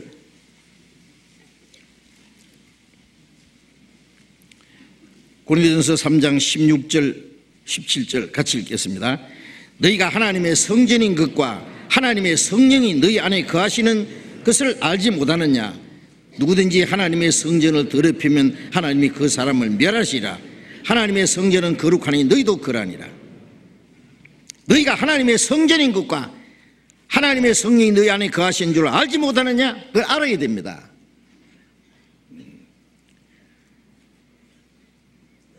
구원받은 성도들이 성전입니다. 이제 구원받은 성도들은 구원받은 사람끼리 성령으로 하나 된 물이 있잖아요. 성령이 하나 되게 하여 힘써 지키라. 교회라고 하는 것은 에클레시아, 구별된 물입니다. 구원받아서 하나님을 위해서, 하나님의 영광을 위해서, 하나님 나라에 들어가기 위해서 이 세상에 구별된 물이 성령으로 하나 된 그 공동체, 그걸 교회라 그럽니다. 그걸 그리스도의 몸된 교회라 그럽니다. 왜? 주님이 그 가운데 계시고 역사하시기 때문에 그리스도의 몸이라고 하는 거예요. 이 몸 안에는 나라는 인격이 있습니다. 예? 예수님은 교회의 머리라 그랬죠. 왜? 머리가 온몸을 주장합니다. 이 몸 안에는 힘이 있습니다. 왜? 머리의 뜻을 이루기 위해서 그 힘이 있는 겁니다. 여러분, 구원받은 성도들이 주님의 교회고 주님의 성전이라는 걸 아셔야 됩니다. 너희가 하나님의 성전인 것과 하나님의 성령이 너희 안에 거하시는 줄 알지 못하느냐? 고린도 교인들은 그걸 알지 못했기 때문에 그들이 신앙이 잘못되어 있었습니다. 죄를 지었습니다. 하나님의 성전은 거룩하니 너희도 거룩하라. 하나님의 성전을 더럽하는 이런 자는 하나님이 그 사람을 멸하시리라. 예? 이제 하나님이 같이 계셔서 역사하기 위해서, 예? 그 성전은 깨끗해져야 됩니다. 여기 말하는 성전은 집을 말하는 게 아니에요. 예루살렘에 있던 성전은 서기 70년에 로마군에 의해서 불타버린 이후에 지상에 다시는 사람이 손으로 지은 성전은 없습니다. 어떤 사람들이 교회당을 웅장하게 지어놓고 성전이라는 건 무식한 소리예요. 교회당은 성전이 아닙니다. 믿는 사람들이 모이는 집당자입니다. 교회당. 교회는 고린도전서 1장 2절에 고린도에 있는 하나님의 교회, 곧 그리스도 안에서 거룩해지고 성도라 부르심을 입은 자들, 구원받은 사람으로서 구별된 사람들, 성도라 부르심을 입은 자들. 성도는 거룩한 무리입니다. 고린도 교회에 그러면 고린도 안에 무슨 건물이 있었다는 말은 아닙니다. 에베소 교회, 골로새 교회, 데살로니가 교회 그 건물 하나도 없었습니다. 그래서 성경에 보면은 브리스가 아굴라와 그 집에 있는 교회, 눈바와 그 여자의 집에 있는 교회, 아키포와 집에 있는 성도들입니다. 예루살렘 교회는 마가 다락방에서 시작됐습니다. 예? 서기 300년 이후에 천주교에서 성당을 만들기 전에는 건물을 따로 지은 게 없었습니다. 전부 집에 있는 교회. 고린도 교회 그러면 고린도에 있는 성도들이에요. 성도들. 무리입니다. 집에서 모이든 산속에서 모이든 굴 속에서 모이든 거기가 교회입니다. 거기가 하나님의 성전입니다. 구원받은 성도들의 무리. 예? 그래서 고린도후서 6장 16절에 너희는 하나님의 성전이라. 하나님이 가라사대 내가 너희 가운데 거하며 두루 행하며. 구원받은 성도들에게 너희는 하나님의 성전이라 그랬어요.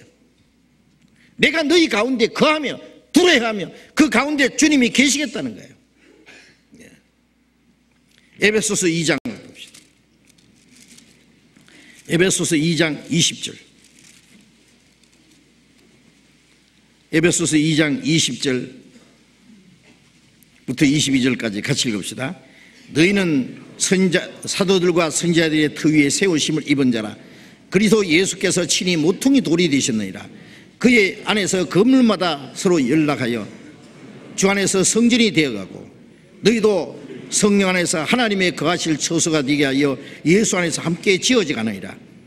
그리스도 예수께서 친히 모퉁이 돌이 됐다. 구원받은 사람들은 그 모퉁이 돌에서 연결돼서 신령한 집이 되어갑니다. 서로 연결하여 주 안에서 성전이 되어가고 너희도 성령 안에서 하나님이 거하실 처소가 되게 하여 예수 안에서 지어져 가느니라. 신령한 성전이 지어져 갑니다. 구원받은 사람들이 자꾸 생기고 구원받은 사람들이 성령을 하나 될 때 집이 점점 보이지 않는 하나님의 신령한 집이 지어가는 거 아세요? 아직 완공이 안 됐습니다. 이 거룩한 집은. 베드로전서 2장 4절 이하에도 보면은 사람에게는 버림받았으나 하나님께 택하심을 받은 산돌이신 예수님께 나아가 너희도 산돌같이 신령한 집으로 지어지고 그렇습니다. 우리가 이제 구원받은 사람이 주님께 붙어서 연결돼서 지어져 갑니다. 디모데전서 3장 5절에 보면은 하나님의 집, 너희가 하나님의 집이요 하나님의 교회니라. 구원받은 사람들이 하나님이 계시는 집이요 하나님의 교회입니다. 사도행전 7장 30절에 보면은 광야 교회에 있었다 그랬어요. 광야 교회.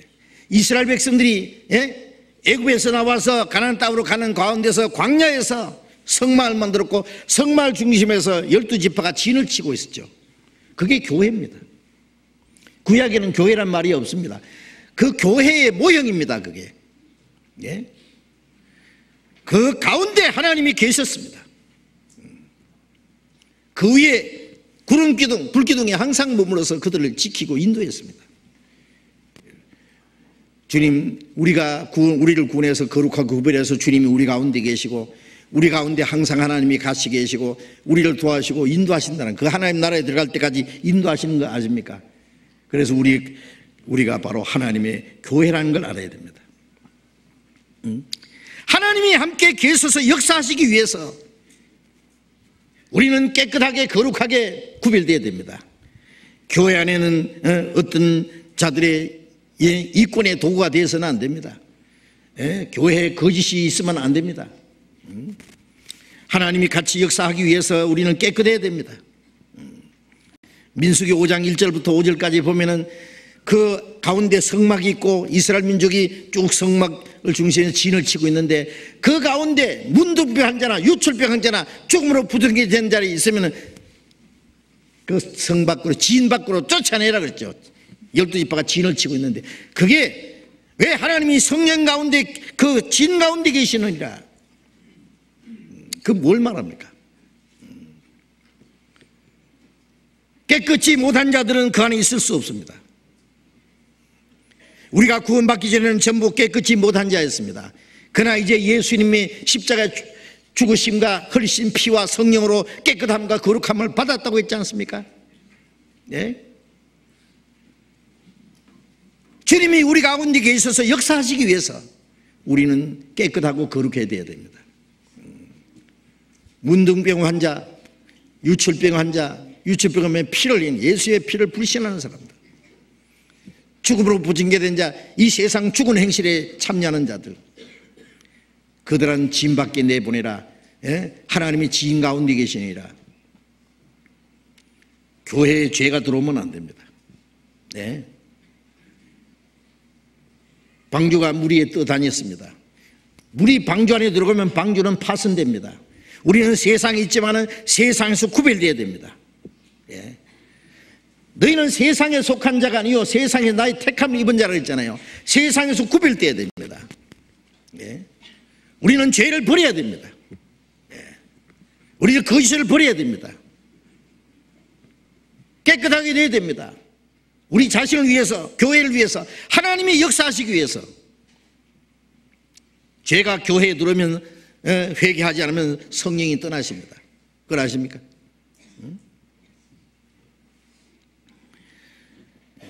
그래서 하나님이 우리 가운데 계시고 우리 가운데 역사하시기 위해서 교회는 깨끗해지고 거룩하게 구별되어야 됩니다.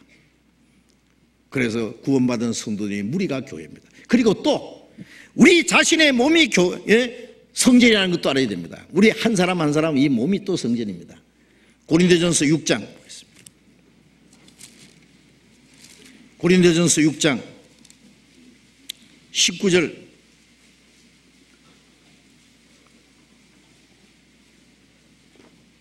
고린도전서 6장 19절 20절 같이 읽겠습니다. 너희 몸은 너희가 하나님께로부터 받은 바 너희 가운데 계신 성령의 전인 줄을 알지 못하느냐.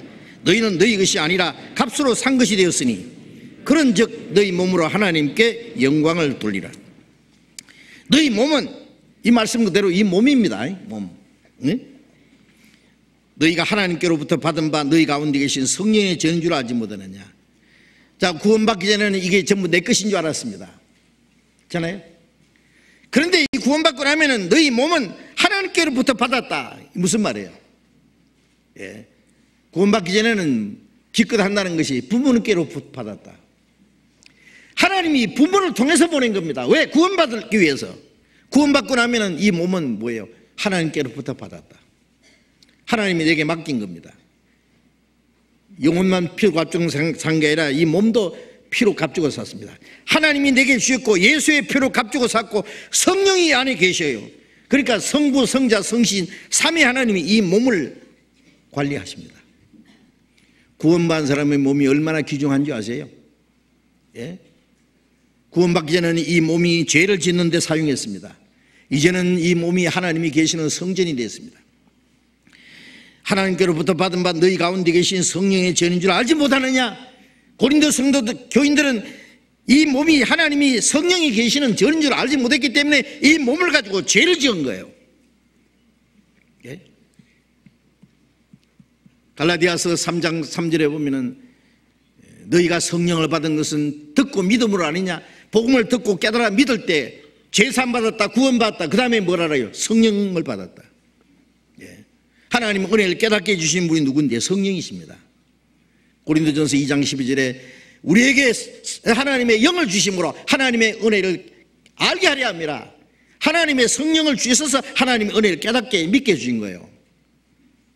네. 내 죄를 속하여 주신 주 내 속에 들어와 계시네. 죄사함 받았다, 구원받았다, 거듭났다. 그 다음에 뭘 알아야 됩니까? 성령이 내 안에 계신다. 죄사해 주신 거 어떻게 합니까? 말씀을 통해서 알지요. 구원받았다는 것도 말씀을 통해서 깨달았습니다. 우리가 하나님의 자녀가 됐다는 확신도 성령을 통해서 받았습니다. 이제 성령이 내 안에 계신다는 것도 뭘 깨달았습니까? 뭘 통해서? 말씀을 통해서. 예? 뭐 성령이 계신다고 성령이 내 안에 꿈틀꿈틀하는 게 아니에요. 예? 구원받은 사람은 자기가 성령이 계신다는 걸 믿든 안 믿든 계십니다. 그건 계신 줄 알아야 됩니다. 어린아이가 자기 몸속에 간이 있는지 콩팥이 있는지 몰라도 있습니다. 그렇죠? 예. 구원받고 나서 성경을 배우다가 아차, 주님이 내 안에 계시구나. 야곱이 아버지의 장자의 축복을 받고 형 예수가 죽이려니까 도망가다가 브리스바 광야에서 돌베개 베고 눈주를 흘리다면서 잠들었잖아요. 꿈에 나타났습니다. 하나님이 야곱아 내가 너와 함께한다. 어디로 가든지 너와 함께하리라. 야곱이 깜짝 놀래 일어나서 하나님이 여기 계신 걸 내가 알지 못했습니다. 그렇습니다. 예. 하나님의 은혜를 받은 자에게 하나님이 같이 계십니다. 어디로 가든지. 내 죄를 사해 주신 것도 감사하고 나를 하나님의 구원해서 하나님의 자녀로 삼아 주신 것도 감사한데 이 죄를 짓던 이 육체 속에 하나님의 성령이 계신다는 것 놀랍지 않습니까? 죄를 짓고 천한 이 몸 속에 나의 마음 성전 삼고 주께서 계시네. 내 안에 성령이 오셔서 계십니다. 이 성전을 가지고 어떻게 죄를 짓느냐고. 너희는 너희 것이 아니라 값으로 산 것이 되었으니 주님은 피로 값주고 사셨고 하나님은 이 몸을 내게 맡겼고 성령이 내 안에 계셔. 이 몸이 얼마나 중요하면은 삼위할 하나님이 이 몸을 관리하실까. 그러므로 너희 몸으로 하나님께 영광을 돌리라. 이 몸은 이제 하나님의 영광을 위해서 있는 겁니다. 예? 구원받은 사람이 자기 몸을 가지고 자기 마음대로 자기 편리한 대로 자기 좋을 대로 살 수 있습니까? 아닙니다. 성령이 계십니다. 성신이 계시네. 할렐루야 내게 계시네. 좁은 길을 걸으며 밤낮 기뻐하는 것 주의 영이 내게 계십니다. 신앙생활은 주님이 내 안에 계신다. 주님이 나와 함께 하신다. 주님이 나와 동행하신다는 거기서부터 신앙이 시작됩니다. 주님이 저 멀리 하늘에 계십니까? 아닙니다. 내 안에 계십니다. 주 내 안에 늘 계시고 나 주의 안에 있어. 그걸 알아야 됩니다. 그 신앙생활입니다. 주님을 모시고 주님과 함께 사는 생활.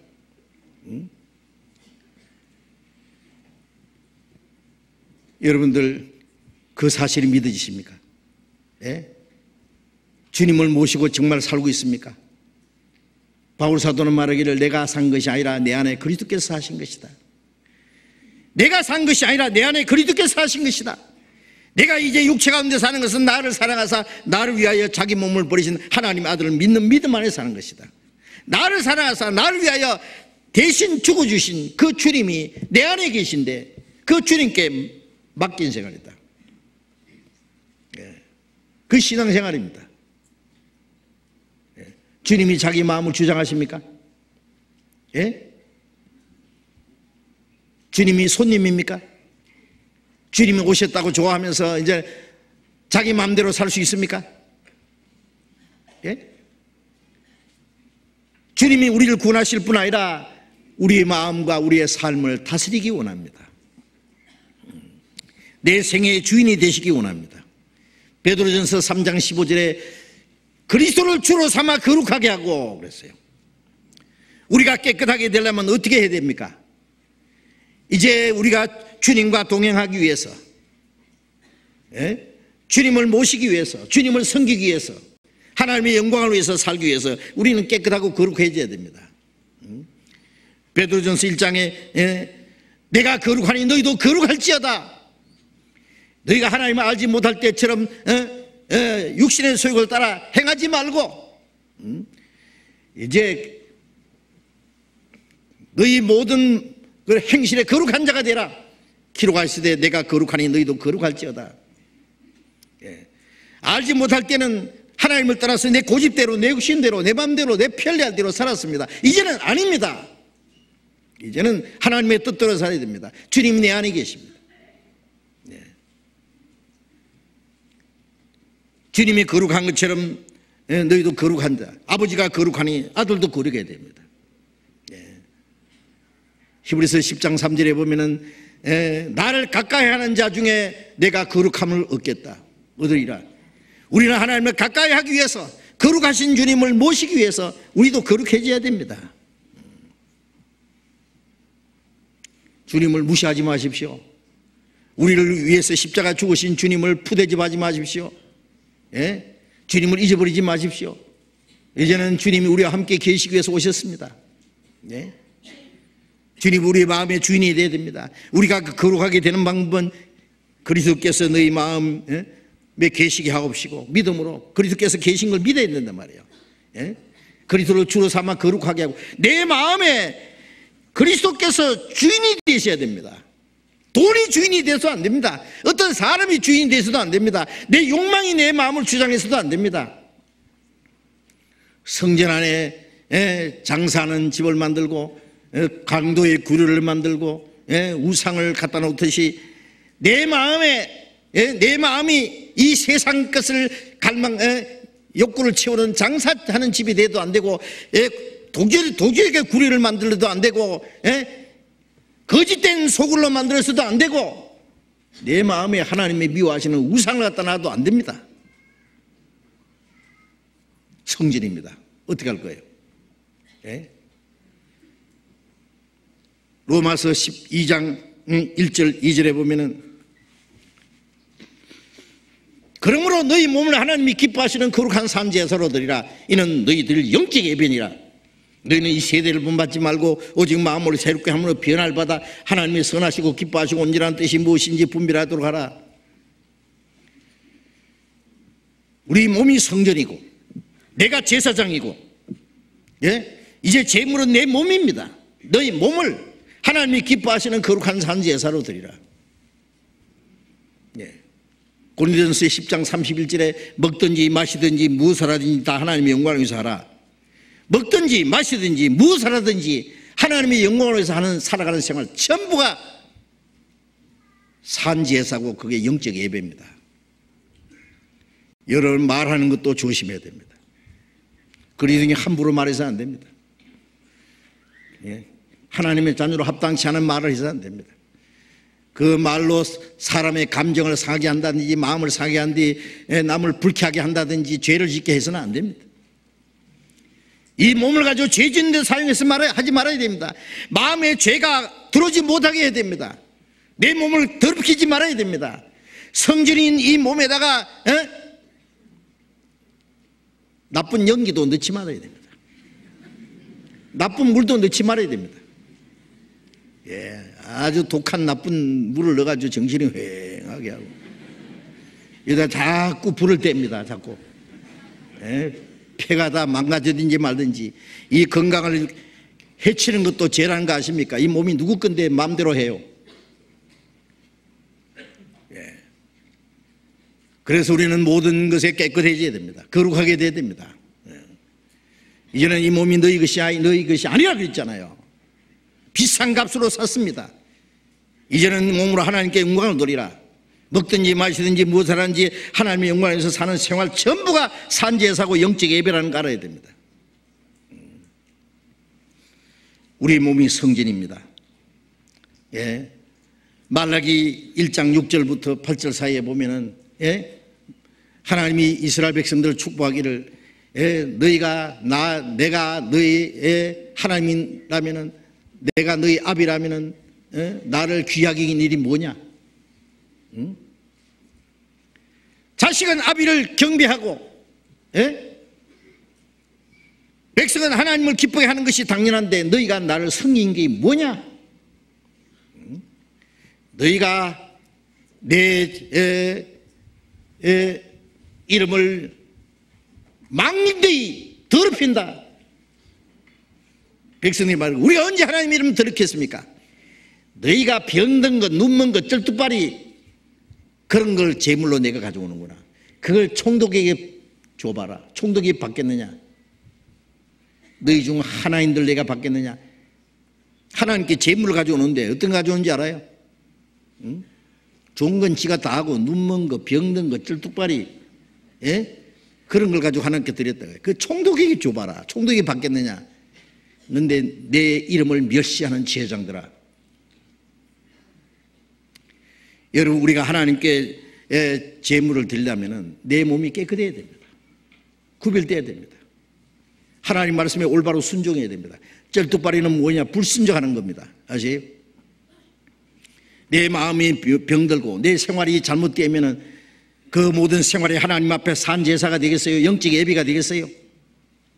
예? 어떤 사람들 주일날 와서 경건하게 앉아가지고 찬송하고 기도하고 하나님 앞에 엄숙하게 예배한다고 하는데 그런 예배가 성경에 어디 있냐고. 하나님이 영이시니 예배하는 자가 신령과 진정으로 예배할지니라. 이렇게 예배하는 자를 찾으시나. 신령과 진정이 뭡니까? 하나님은 육신이 아니고 영이시기 때문에, 예, 우리의 육신의 껍데기 모습을 보시는 게 아닙니다. 우리의 마음과 우리의 생애를 보십니다. 신령과 진정은 성령으로 진리 가운데 가는, 성령과 진리, 성령을 따라서 진리 가운데 살아가는 모든 생활이 신령과 진정으로 드리는 예배입니다.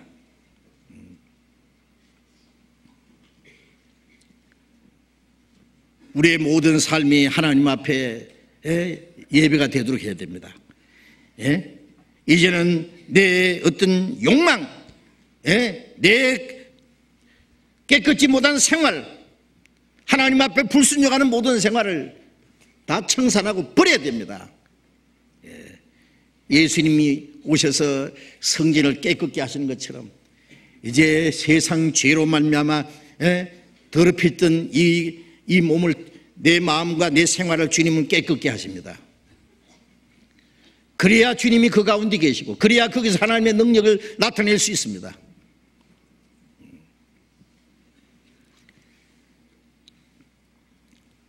주님이 내 마음속에 주인이 되셔야 되고 내 마음에 자리 잡아야 됩니다. 여러분들 음식하게 한번 생각해 봅시다. 솔직하게 생각해 봅시다. 내 마음과 내 삶을 주장하고 다스리는 게 뭐냐 그 말이에요. 주님이십니까? 우리를 구원하신 주님, 나를 사랑하사 나를 위하여 자기 몸을 버리신 주님, 내 사랑하신 주님, 만왕의 왕이신 주님, 멀잖아 우리가 주님의 영광 앞에 설 겁니다. 예. 그 주님이 내 마음을 주장하시도록 해야 된다 그 말이에요. 예. 내 마음이, 내 몸이 주님과 기도하는 집이 되어야 됩니다. 내 몸이 하나님께 예배하는 곳이 되어야 됩니다. 내 삶이 하나님을 경배하는 곳이 되어야 됩니다. 예. 자기 편리한 대로 자기 마음대로 살다가 주일날 와가지고 찬송 부르고 음성하게 앉아가지고 그게 무슨 예배입니까? 죽은 예배죠. 하나님 무시하는 겁니다. 그것은 가정에서나, 예? 직장에서나 교회당에 와서나 모든 삶이 하나님께, 예? 신령한 예배를 드리는, 예? 산제사가 되고 영적 예배가 되어야 된다는 말입니다. 예? 그리고, 예? 요한계시록 21장 22절에 보면은 하늘 나라는 성전이 없더라 그랬어요. 성전이 보이지 않더라. 왜? 하나님과 어린 양이 성전이 되심이라. 천국에는 성전이 없습니다. 왜? 천국 전체가 성전입니다. 하나님 나라 전부가 성전입니다. 하나님 자신이 성전입니다. 그래서 요한계시록 22장 3절 4절에 보면은 그의 종들이 그 얼굴을 볼 것이요 그 종들이 그 주님을 섬길 것이라. 우리가 천국에 가면은 하나님의 얼굴을 뵙고 그 하나님 앞에 섬깁니다. 아시? 거기가 영원한 성전입니다. 천국은 하나님과 함께 영원히 거하는 성전입니다. 영원히 하나님을 섬기는 곳입니다. 하나님께만 영원히 영광을 돌리는 거룩한 성전이 될 겁니다. 천국에 가서 하나님과 함께 영원히 모시고 하나님을 섬기고 하나님께 경배를 드리고 영광을 돌리기 전에 이 땅에 사는 동안에 나를 구원할 뿐 아니라 이 천한 육신 속에 들어오신 주님을 경배하고 주님을 섬기고 주님께 영광을 돌려야 됩니다. 우리의 모든 삶이 하나님께 영광을 돌리는, 나는 내 몸이 성전이고 우리가 함께 모여 교제하는 교회가 성전이고 내 자신이 성전 안에 있는 제장이고 내 몸이 하나님께 드릴 제물이라는 걸 알아야 됩니다. 신령한 제물. 이 세대를 본받지 말고 이 세상에 구별되어서 하나님의 선하시고 기뻐하시고 온전한 뜻이 무엇인지 분별하라. 그 뜻을 분별하고 하나님의 뜻을 따라 살아가는 생애 전부가 하나님께 산제사고 영적 예배가 되어야 됩니다. 그런 사람들이 주님 앞에 가서 영원히 하나님께 영광을 돌리고 하나님을 섬기는 성전 안에 같이 있게 될 겁니다. 기도하겠습니다. 자비로우신 우리 아버지 하나님, 죄 가운데 행하던 우리를 불쌍히 계시고 우리를 구원해서 이 세상에서 우리를 거룩하게 구별해 주시고 주님이 우리와 함께 계셔서 하나님의 나라에 들어갈 때까지 우리를 인도해 주시는 그 은혜 감사합니다. 죄를 짓고 이 세상 헛된 것을 구하던 우리의 몸, 천하고 보잘것없는 육신 속에 주님이 성령이 오셔서 이 땅에 사는 동안에 우리와 함께 계시고 우리와 동행하시고 하나님의 나라에 들어갈 때까지 우리를 보호하시고 인도하시고 도와주시는 은혜 감사합니다. 하나님, 우리 가운데 함께 계시고 두루 행하심을 믿습니다. 우리의 연약함을 담당하시고 그 나라에 들어갈 때까지 우리를 인도하심을 믿습니다. 우리 모두를 세상에서 거룩하게 구별해서 하나님이 거하시는 거룩한 성전으로 세워가시는 것을 믿습니다. 우리 각 사람 마음속에 계신 주님을 믿습니다. 우리의 몸이 주님이 성령이 계시는 성전인 줄로 믿습니다. 이제 우리의 마음과 우리의 생활 속에 죄되는 것, 거짓된 것, 주님 보실 때 합당치 못한 것 다 제거해 주시고 주님이 우리의 마음과 우리의 생애를 깨끗하게 해 주옵소서.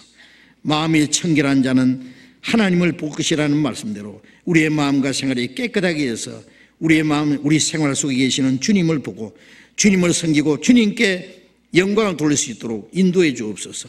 멀잖아 하나님 나라에 가서 영원한 성전에서 하나님을 섬기게 될 것을 믿습니다. 그 나라에 오기 전에 이 땅에 사는 동안에 우리가 성전 안에서 하나님의 영광을 돌리는 신령한 제사를 드릴 거룩한 제사장이 될 수 있도록 우리 모두를 다스려 주시고 인도해 주시옵소서. 주 예수님 이름으로 기도드렸습니다. 아멘. 우리 찬송하겠습니다. 찬송 427장 찬송하겠습니다.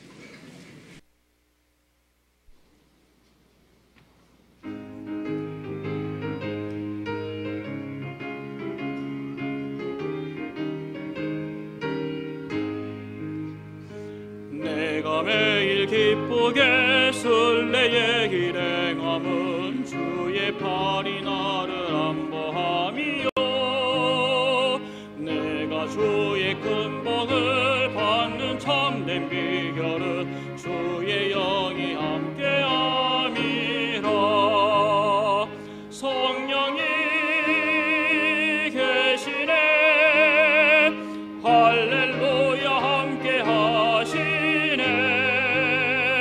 좁은 길을 가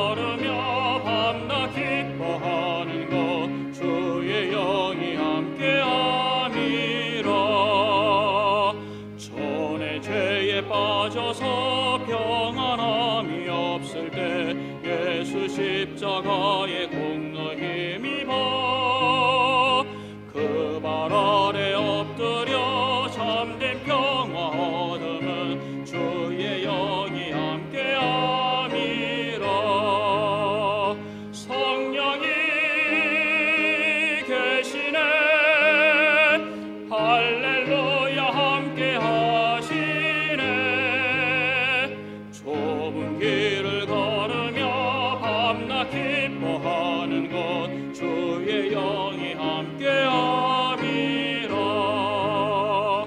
나와 동행하시고 모든 염려하시니 나는 숲의 새와 같이 기쁘다. 내가 기쁜 마음으로 주의 뜻을 행함은 주의 영이 함께함이라. 성령이 계시네 할렐루야 함께하시네.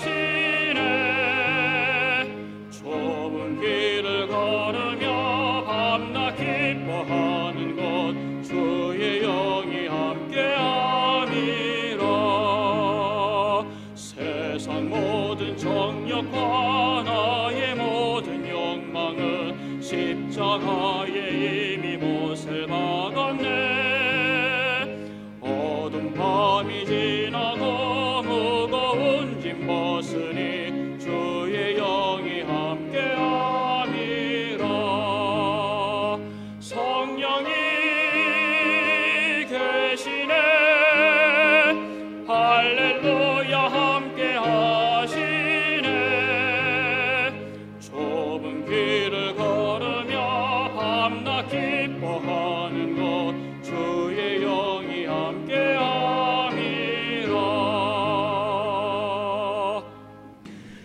장로님 광고해 주시겠습니다.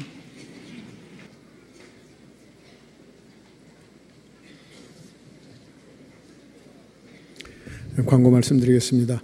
내일부터 고려대학교에서 대학생 전도 집회를 합니다. 오후 7시 반서부터 홍정현 목사님이 하시니까요. 많은 기도 부탁드리고요. 많이 참석해 주시면 좋겠습니다.